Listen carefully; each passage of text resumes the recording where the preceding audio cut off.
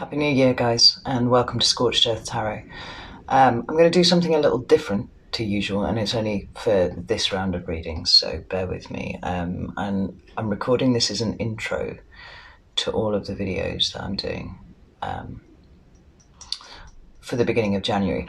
If this isn't your bag and you want to skip straight to the reading, have a look at the timestamp in the comment box down there. And the chances are, if you need to skip ahead to the reading without listening to what I had to say, then you're probably not the people that this is addressed to anyway, so it's fine. No shade, and I'm not even slightly offended. You know, you do you. It's all cool. But I have a few things that I wanted to say, and I kind of feel quite strongly that I do need to say this. The first off, I want to express extreme gratitude for waiting for me, because I know that these readings are late, and I'm very grateful to you for that. But also just for being here and joining me. The last 6 months have been a bit of a wild ride, and my life has changed in quite a lot of ways, and you guys are definitely part of that, and I don't think that you quite have any idea how much you've changed my life, so I love it. The reason the videos are late is because Christmas holiday was quite enlightening for me in a lot of ways, as well as the usual stresses and pressures of, you know, the holiday season and whatnot, and having, you know, 5 children, and trying to make special that time, as special as possible that time. I also had some fairly extreme kind of planetary stuff going on, which I wasn't really aware of until it was brought to my attention, and I was quite oblivious to the effects of right up until about, I don't know, the turn of the year.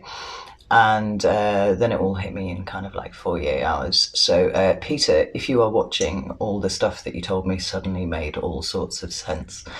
It was kind of an ascension of sorts, and I was panicking a little bit about getting the videos uploaded and all that kind of thing. And then it struck me that what I actually really needed to do was rest and kind of recover from the transformations that had been occurring. So I took time to do that, and I'm sorry if these videos being late negatively affects anyone, but I feel like you will probably understand. So thank you. What else do I have to tell you? I think that's probably just about everything.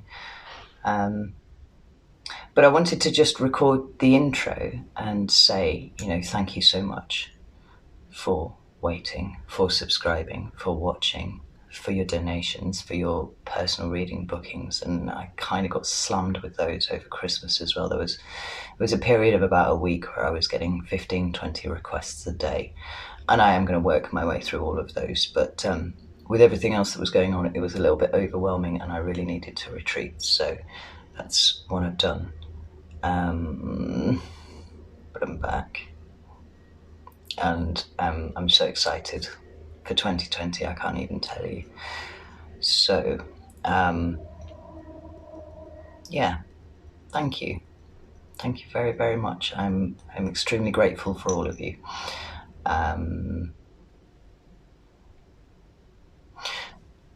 That's what I was going to say. When you're recording videos and you're saying the same thing over and over again, it starts to feel less authentic, to me anyway. So knowing that I had 12 videos to do, and that I wanted to kind of express this to you all, I wanted to do it once in the spirit that I feel it, without it just becoming a kind of repetitive thing that I'm saying over and over again and starts to lose its feeling over time. So that's what I've done, and it'll only be for this month. Next month it'll be back to usual blather. Yeah, on with your reading. Hi guys, welcome. Thank you for getting through that message at the beginning if you were one of the people who watched it. I appreciate it. This is going to be a reading for Sun, Moon and Ascendant Scorpios. I've got to say, like, the energy that you were giving off when I was having a sit and a little meditate was almost overwhelming. Very intense, but I wouldn't have you any other way, Scorpios. So let's have a look and see. Let's shuffle these one more time. See what's coming up for you in the month of January. Okay, good. So, 3 cards for Scorpio, please, for January. What does Scorpio need to know?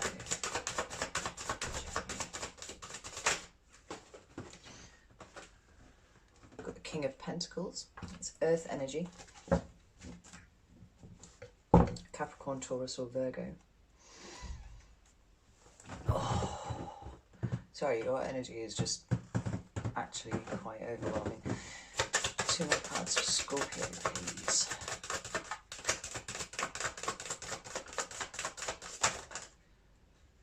I've got 10 of Swords and Temperance as flipped, but I'm not going to take either of them. It would be the end of a cycle of some description and healing that comes thereafter. It's also the card of Sagittarius.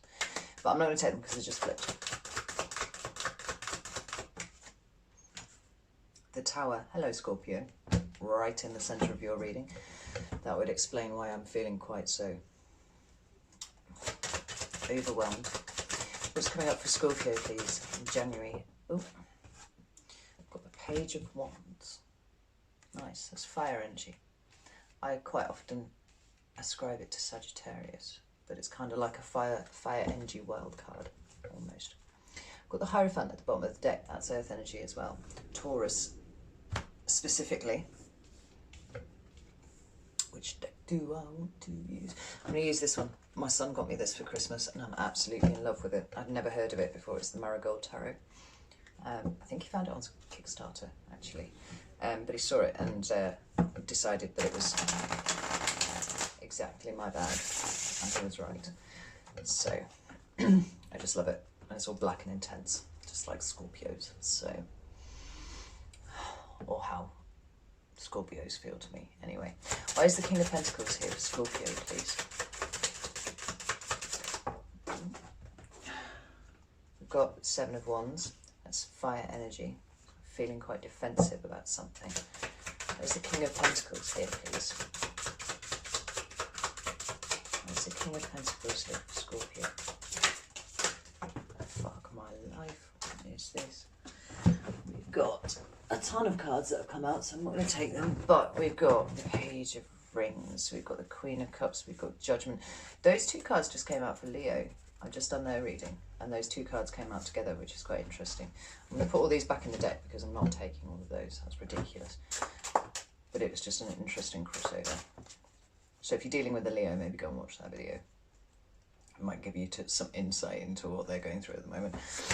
Why is the King of Pentacles here for Scorpio? It's the King of Pentacles again. I'm not going to take it because they're flipped. Fuck my life. Wait, Scorpios, every single time I do your reading, like, I have to read cajole the cards out, and if there isn't a better metaphor for dealing with the Scorpio, I don't know what is. Right, King of Pentacles. Why is that here? Scorpio.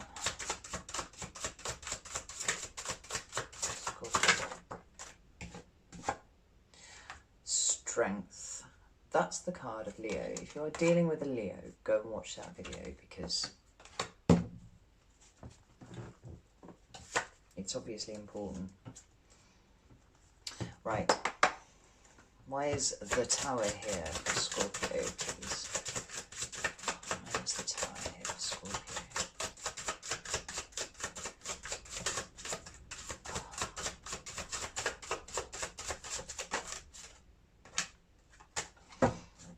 You overwhelm me with your energy and then you don't want to talk to me. Like, what the fuck? Why is the Tower here? Thank you. High Priestess. Okay, that's a card of Pisces for me. Talks about things that are hidden, things that are secret, or witchy types, if you know any. Why is the Tower here? That's the one. Page of Rings. That also came out for Leo. I'll try and make this reading not about Leo. Like, obviously as a Leo, that's quite difficult. But really though, Page of Wands. Why is Page of Wands here?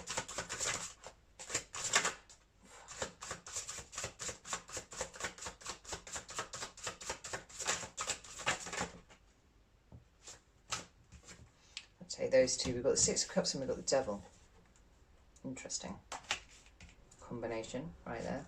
At the bottom we've got the Queen of Cups. That's your Queen, Cancer, Pisces, Scorpio. Very receptive, very loving. What an interesting start to the reading.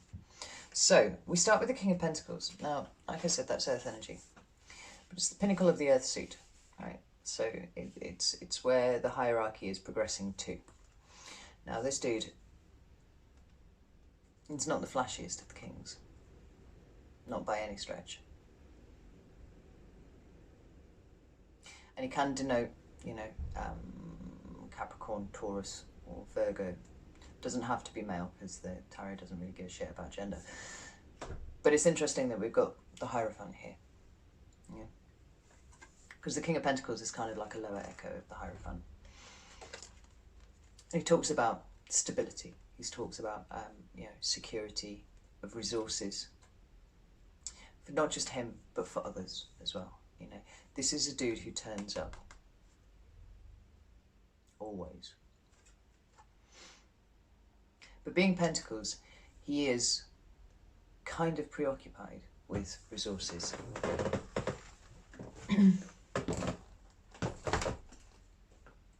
And for me, he kind of straddles a difficult line between, you know, all-out materialism, an obsession with only the things that are in the 3D, and the good things, like providing for your family and stuff like that. You know, he could be a boss, but I don't get that impression. I feel like this is you. Like, this is not someone in your environment, this is you. So maybe you have been throwing yourself into your work. That's possible. And if you're throwing yourself into your work, then I would posit it's because you've got other stuff going on in your head that is proving to be difficult for you to deal with at the moment, I would say. Because this dude is sat on the throne here and he looks very comfortable. He's not quite as, you know, ostentatiously dressed as you'd find him in other decks. But the thing that's really jumping out to me there is his eyes. I don't know if the camera picks that up, but he looks actually kind of stricken to me. You know, he's kind of got a rictus on his face. Yeah, he's kind of staring off into the distance, but he's not really focusing on anything. You know, he's got his hand absently on his pentacle. You know, you're throwing yourself into work, but I don't think it's where your brain is at the moment. You know, it's just proving to be a distraction for you.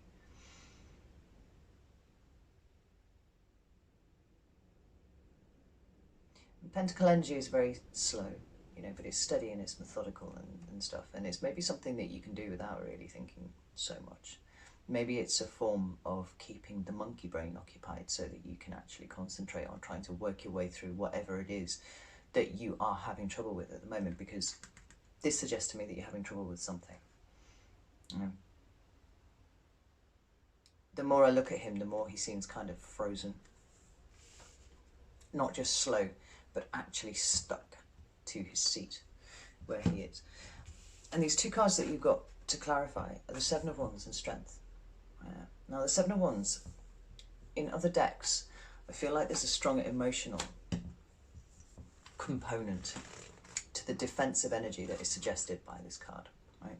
And it can be defensive of yourself, of your emotions, you know, all that kind of thing, or it can be defensive of someone else. But in this deck here, it's just portrayed as a single ring with these kind of branchy, feathery things hanging off them. And it's quite reminiscent of the pentacle that the king's got his hand on there.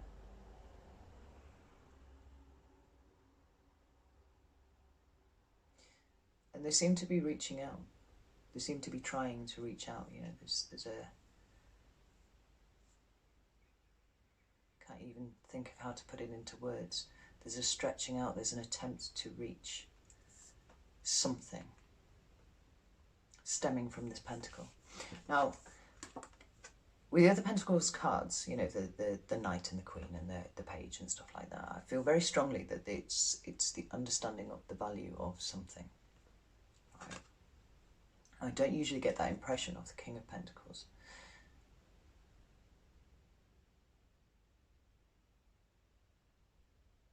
But it does feel a little bit like it's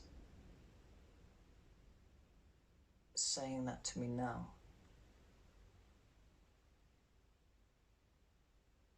You know, I'm really drawn to the fact that there's moss on this tree here, right?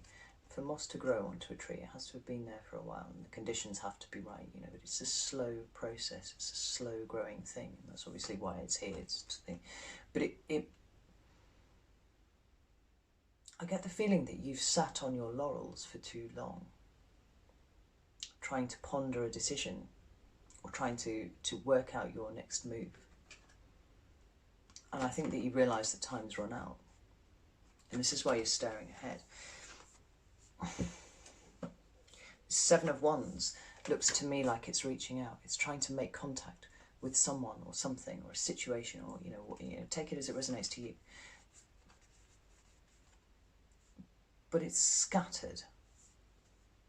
That's the important thing about this. It's scattered. Like, there's no energy in one direction. You know, if all of the energy that was expended in creating each one of these 7 wands here had been focused on one direction and one direction only, going in, it'd be 7 times as long, you know, 6 times as long, you know, whatever, maths. It would be significantly longer. It would reach further. But it's not. It's quite small. It's quite static.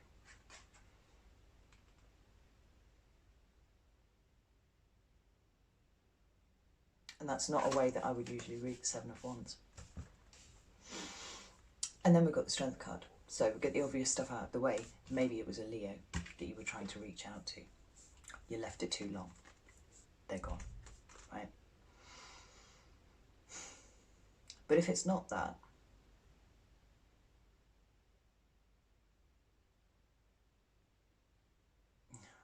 God, I love this deck so much I can't even tell you. Look at the ring there. You know, it's just made of dots right there, right? And then look at this card here. That ring is there, and it's right there next to that gold skull.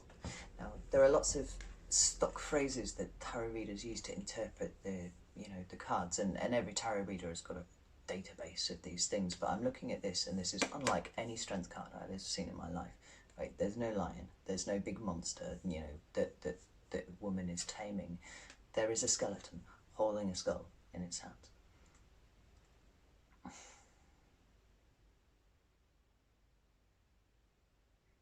And we've got this ring. And this is coming back to this notion of finally understanding the value of something that you had in your hand and you let go because you didn't move fast enough for it. You know, whatever it is, whatever it, you know, this skull represents right here, and it's possibly a person, but it could be a circumstance, it could be, you know, a job, it could be anything really, because tarot is about symbolism, it's not about, you know, that card. That skull represents something to you, right? And these dots here are bringing my attention to the fact that this here is the important thing in this reading for you to be looking at. You had something in your hand and you let it go, and now you've taken too fucking long to come back and find it again. But you get it now. You get its worth. You understand what it is, and it's not a normal skull. It's literally made of gold. And all that's left is just this, you know. All of the stuff that was attached to it, it's gone. That's in your past, anyway. What you've got in your present is you. Disruption, course correction, you know, whichever way you want to interpret the tower. It's the universe coming in and fucking things up, and usually using a Scorpio to do it, I've got to be honest. Right? Because it's what you do. You throw a grenade into a room and you stand back and you see what happens. I actually love that. But there's great emotional turmoil implied by this card. Right? It's quite unusual for a Tower card to actually have water on it, but here it is. Yeah, we've got the usual lightning and we've got the Tower and stuff, but we've got this raging torrent of emotion. Yeah, and this harp right here, right there. And harps are about harmony and peace and stuff like that. You are not in your peace at the moment, you know, for whatever reason. And this water is like a tidal wave. It's just knocking down what you thought you knew. And there's this tree down here in the corner that seems to be hanging out, surviving for now, but it's yet to have the rest of the flood over it. You know, when this energy comes into your life, or, you know, whether you're responsible for it or someone else, you know, this tower was built on faulty foundations, right? That's the stock thing. Interestingly, it's never the foundations that shake, it's always the top, right? So maybe it was built on correct foundations, but the maintenance and the care that should have occurred for the rest of it didn't take place. And now this structure is weak. And this storm and this tidal wave is going to knock it all down. And then it falls to you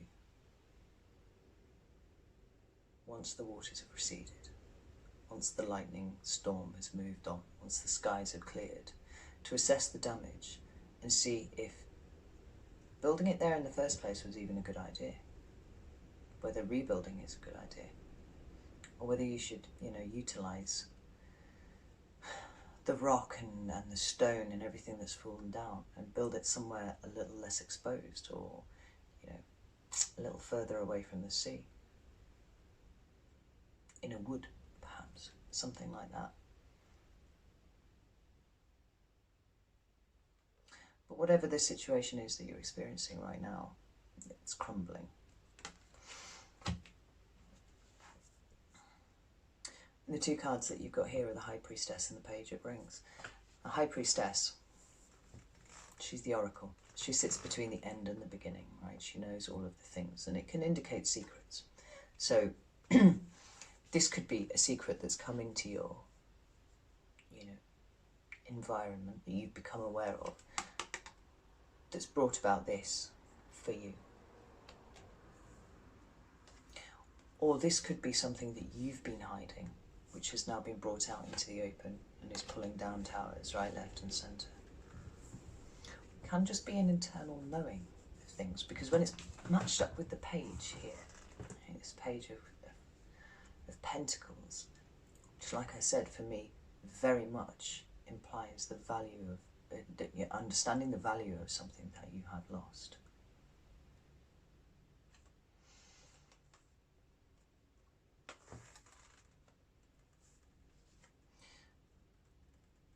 So much water on that card. The High Priestess here is very internal. It's about not sharing that with other people. Yeah, this feels like a very internal situation that you are dealing with at the moment. And maybe that's why you threw yourself into work. That's possible. But the High Priestess is guided by intuition. Now, whether it was following your intuition that's caused the Tower moment, or whether it was failing to follow your intuition that caused the Tower moment, it's hard to tell. And you'll have to fill in the blanks there. But the fact is that you've discovered the value of something recently, and you're not telling people about it, but you are experiencing it in a really, really heavy way. The final card that you've got is the Page of Wands. Like I said, this is fire energy, and it's like the Page of Wands, Pentacles here. It's the very first rung in a ladder of hierarchy. And you progress up that ladder by learning lessons, learning, you know, the rules of court, learning the rules of engagement, if you will, with you know, different people, different societies, different cultures, all that kind of thing. But the Page of Wands is really exciting for me. I've got to get off both of these cards also came up in the Leo reading. Because more than the other pages, this one is excited about life. This is the one that's going off on an adventure. It's the one who's going to do his job You know, he's got his little scroll in his hand there. Because his job is an envoy, he takes messages between kings and, you know, returns back to his, you know, place of you know, origin. But he goes off and he gets to experience new things. He's genuinely excited about it, a little bit naive as well.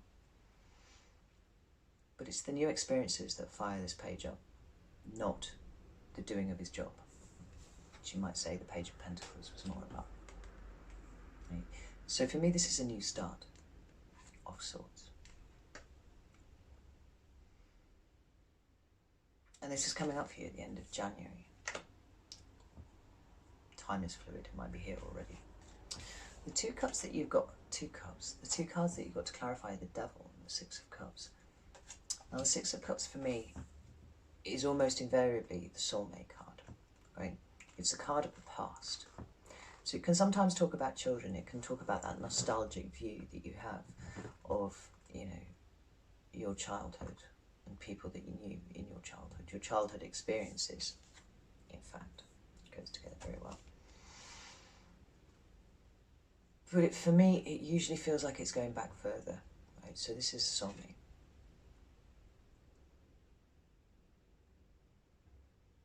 And I'm looking at these cups, and they've all got, you know, plants planted in the skulls, but they're all shown from different aspects, you know, different lifetimes, I feel.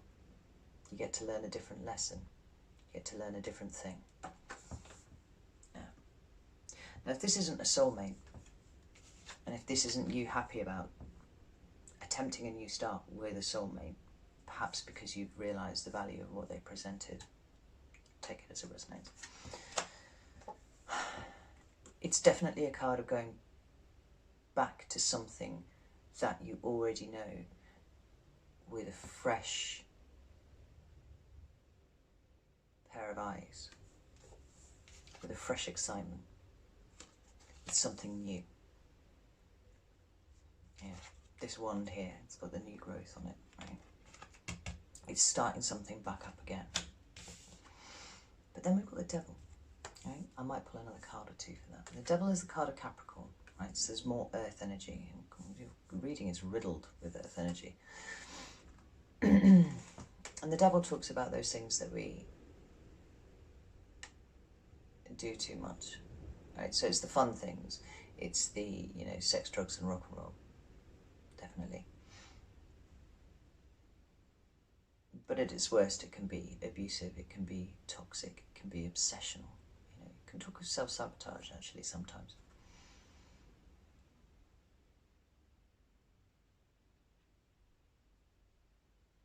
It can talk about codependency. You know, being bonded to another so hard that actually you cannot make sensible decisions and you do not feel complete without them. But it can talk about a really strong bond that you cannot walk away from. You know, for whatever reason, you feel so tethered to this other soul, whoever they are, that every time you try and walk away, you just end up coming back. And notice on this card, you know, usually they're shown chained to, you know, a big kind of deadly monster. The plinth that he stood on, you know, they're chained to that. And the chain's actually very loose and they could get off if they want to, you know, but they don't. Because it's fear. They are afraid.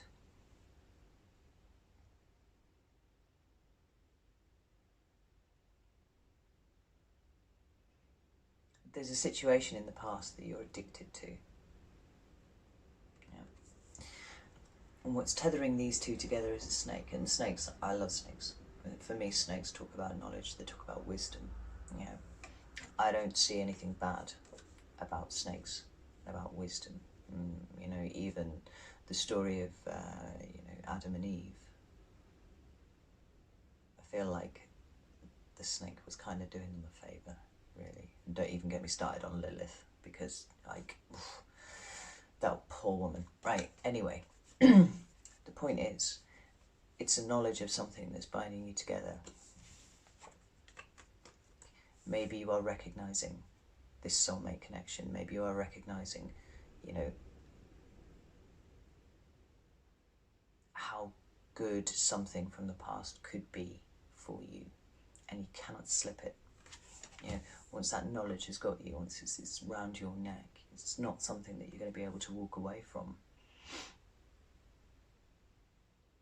You know, one of the characters in this it's got, you know, they're illuminated at the back. And you feel like you are this person here at the front. Like, you kind of want to escape, but you can't. I'm going to pull another couple of cards for this because this is really quite interesting.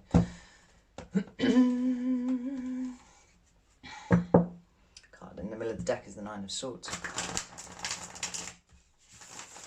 It's been keeping you up at night, Scorpio, I feel.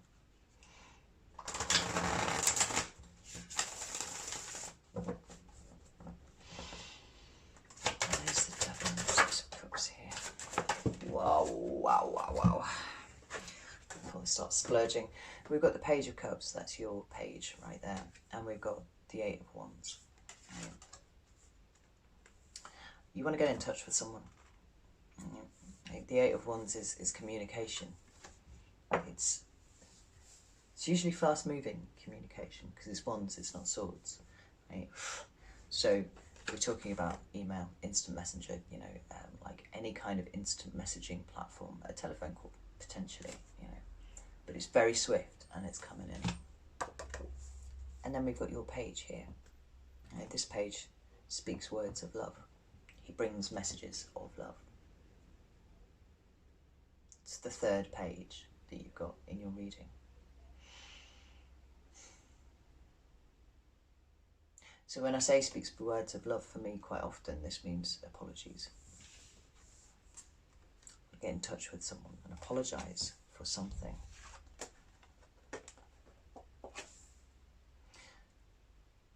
And you're feeling driven, not even driven, you're feeling pulled, as if by the neck, back to this person to deliver this message, in the hopes that you can start off with your page again. Like, there's a lot of page energy here. You know, feel like you're in, maybe this is not an energy that you are used to experiencing, and it's kind of got you in a bit of a flutter. I mean, that would explain why the Tower is here. You know, the Tower is disruptive energy. And although it's yours, it's very sudden and it's very shocking. You know, there's no slow realization with the Tower. The Tower is absolutely just shuffling mindlessly, and it's here at the bottom of the deck here. I feel like you haven't been in this situation before, and that is why you are feeling quite so stricken about it all, and you think you've made up your mind and you've decided what you're going to do. Some more cards for what's coming up for Scorpio, please.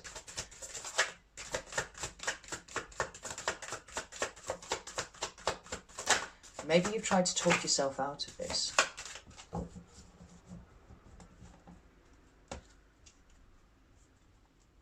You know.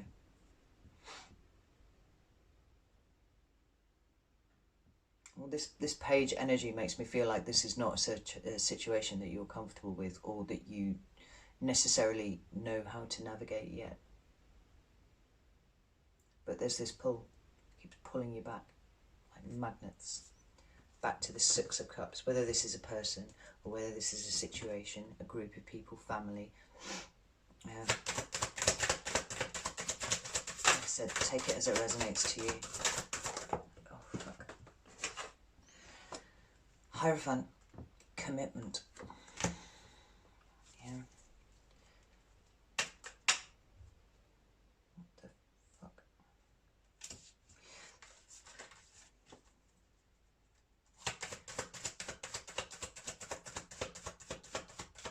It's like you haven't quite understood. You've got the Nine of Pentacles just flipped there. That's, you know, strong, independent person who is completely self-sufficient, actually. But the Hierophant is about commitment. It's a really solid offer. It's a pillar card, so it talks of, you know, it has karmic overtones for me personally. But this is coming in really swiftly, not knowing how you're going to get there, not quite knowing how you're going to do it, but wanting to offer commitment.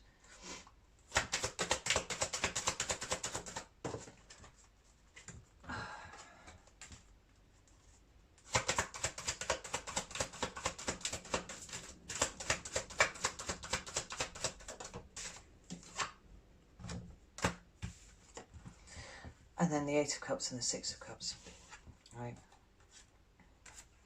Wanting to offer commitment, walking away from whatever it is that you've been experiencing in the last, however long this situation's been going on, you know, whatever it was that you didn't fully appreciate at the time, but you do get now. Like, you're willing to walk away from everything that you've spent some time building in order to return to the past. Yeah. The thing is, Scorpio, like, we see things in the past with sepia lenses, you know. I love the depiction of it in the Llewellyn deck, because it's even got that colour, you know. It just speaks of long summer evenings where the light quality is a very particular way, you know, and it just feels like the summer's going to last forever. And everything's just easy, you know. But it isn't always necessarily so. Yeah, I mean, you've been sat at a crossroads. Like, your tower brought you right here, and now you're trying to decide which way to go, and I feel like you've decided. You've picked your wand. You've decided the route that you want to take. And it's backwards.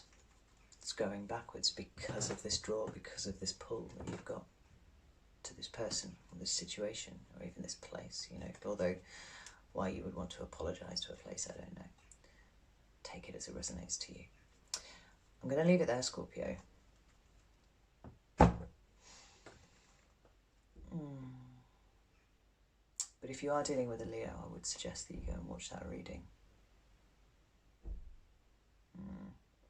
So, take care, best of luck, and I'll see you in a couple of weeks for the, no, in about a week actually, for the mid-months.